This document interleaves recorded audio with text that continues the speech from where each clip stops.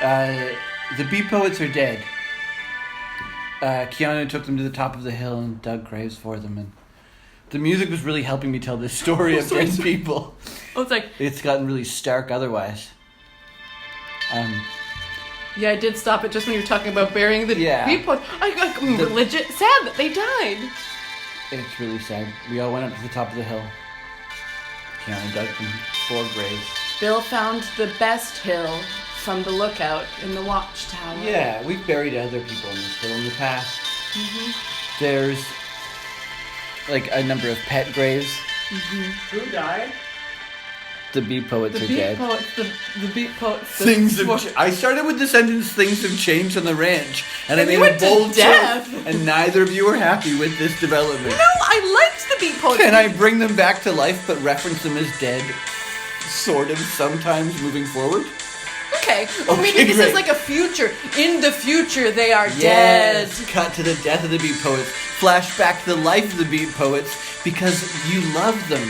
And they're offering a lot. And they're just moving. They're silent Beat Poets. They are here. But you know they're not dancers. You look at them and they're like, that's not dance. No, there you go. But it's not also not dance. Oh, it's definitely, yeah. But it's not dancing. No. There's like a jerky sort of chest thrash in how the heavy rhythm of their beats are laid down. They're silent beats. They just make the beats happen in the room. Are they mimes? That's exactly what they are. Keanu didn't want to think of them as mimes, but a group of silent Beat Poets as mimes. Yeah, because, let's be honest, Keanu is terrified of mimes. We know this about him. But he loves expression and laying it out there. And these mimes really do it. So they're mimes, but I feel bad about calling them mimes all of a sudden when they've been Beat Poets for 5 episodes. That's true. Should we still call them the Beat Poets? We can still call them the Beat Poets. Poets. But we just know, just between us girls. Yeah, by definition, they're mimes. Okay. So a lot of times they're just getting their breakfast, getting up in the morning, living in the house. You're roommates, but their job, their vocation, as it were. Their lifestyle. Yeah, is they make a lot of eye contact. So much, like a lot that I was uncomfortable a large portion of the time. Yeah, when you walk between them, you feel like you're stepping through a line or something. Yeah. It's an intense gaze holding. It is. One might say, like, it borders on, like, aggressive, an aggressive eye gaze. It's a challenge. It's asking you to be the strongest you can be.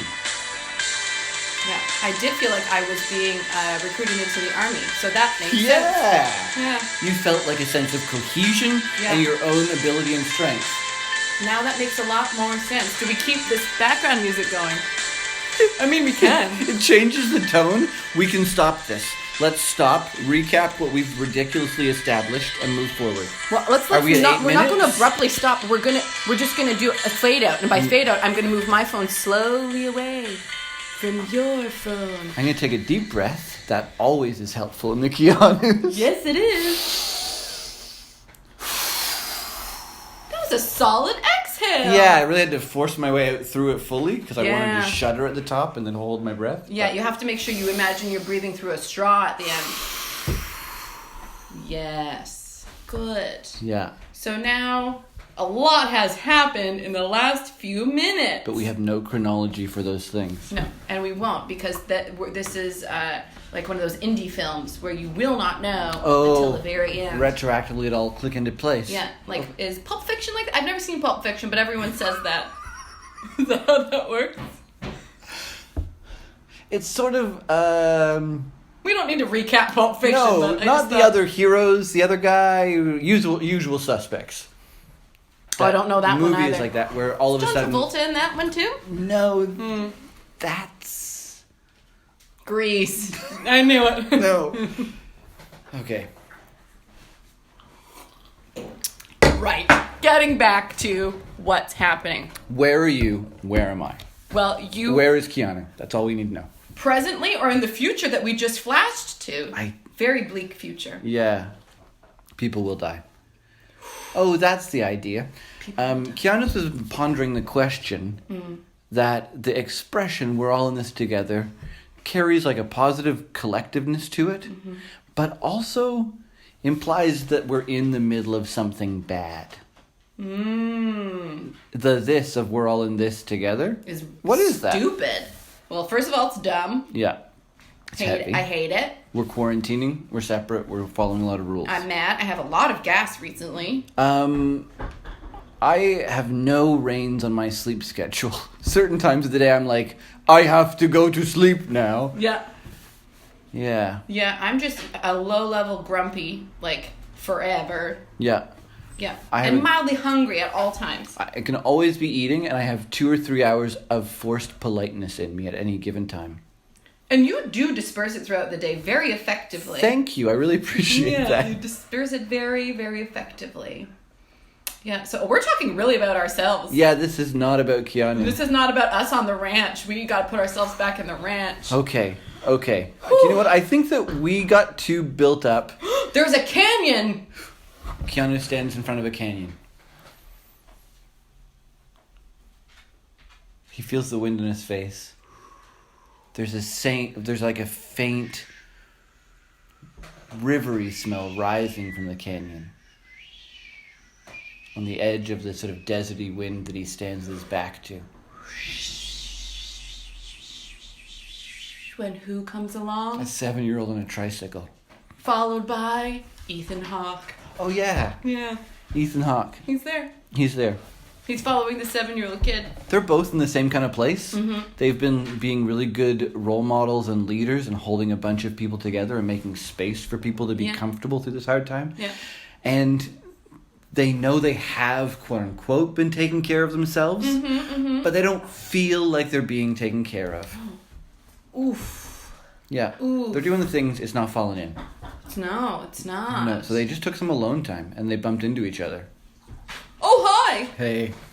How's it going? Which one are you? I don't know, and it doesn't matter. They have a brief dialogue. Their dialogue consists a lot of various techniques that they've discovered for weaving their own clothes. Because Keanu notices, wow, Ethan has, number one, got an excellent tunic on. Yeah. And number two, his beautiful hair linen has never looked better. Yeah, he's like glowing, and he looks soft and approachable, but he looks also strong underneath. It seems like he's been like touched by an angel of sorts. Yeah, he looks at Keanu and he's like, you look a little, and I don't want to use the word haggard, but the closest word I can think of would be haggard. Yeah, you look tired. Yeah.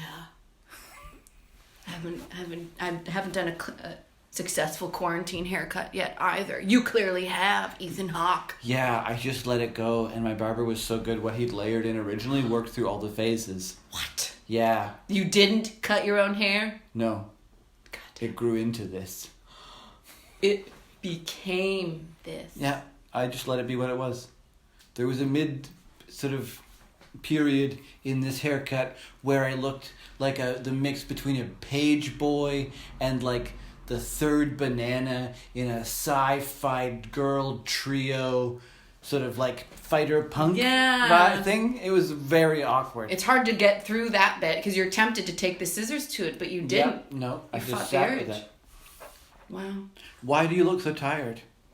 Well, first of all, I've had these intrusive dreams that the beat poets who currently live in my abode might soon die by electrocution from the sky. I know exactly what you mean. I have a mother-daughter horse riding circus duo staying with me. Yes. They set up their tent. A lot of their friends. I have a small circus on my ranch. Where's your ranch? And I'm realizing that I'm falling in love with them. Just 3 hills over. Oh, you're falling in love with both of them? Yes, but in a positive way. Oh. Go on. Mostly in the kind of way that when I see them, I think, wow, you're great. And that wonderfulness also carries with it the darkness of your own mortality. Like, you're also going to die. Oh, God. Yeah. That's hard. I've had beloved dogs that I've thought that way about. I've had plates of food. When you set it in front of me, I'm sad for the fact I will be finished this beautiful food. I can't stop thinking about the future and the sadness that's waiting for me there.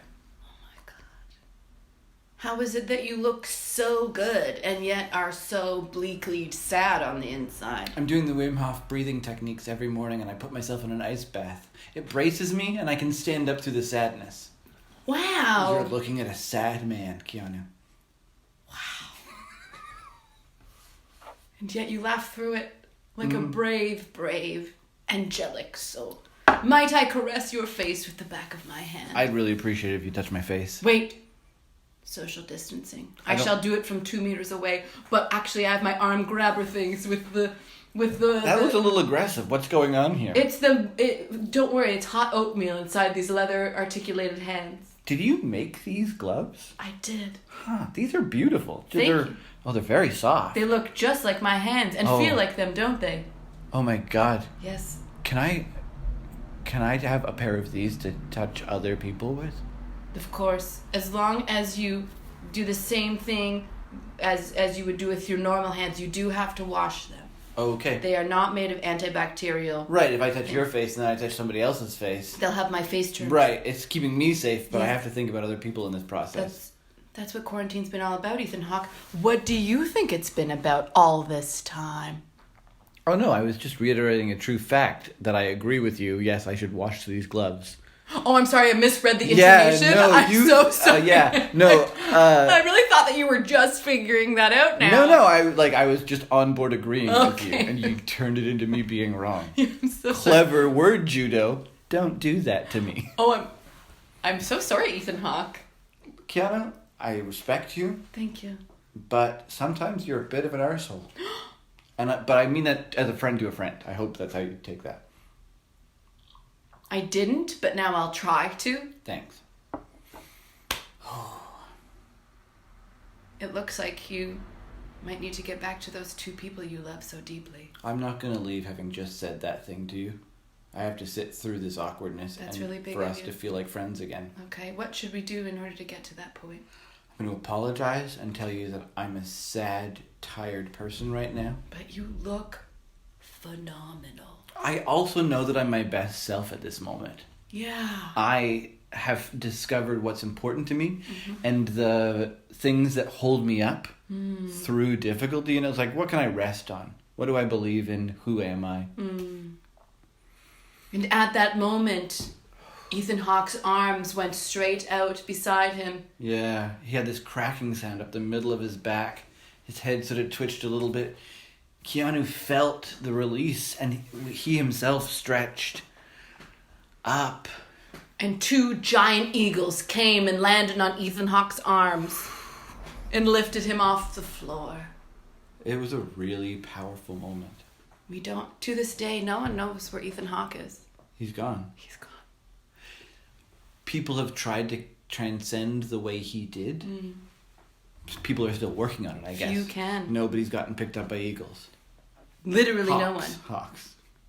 Oh, that would make more sense. Yeah. Ethan Hawke's. Yeah. And to this day, that's why they call them the Ethan Hawkes. So, as we continue on our voyage next week, we look forward to you joining us on the Keanews. I think Keanu will head back in and reconnect. He'll have learned something. He still fears for the beat poets. He loves them. He loves everyone. Will always fear for the beat poets. But he's learning things, and he likes himself still. Join us next time on the Keanews.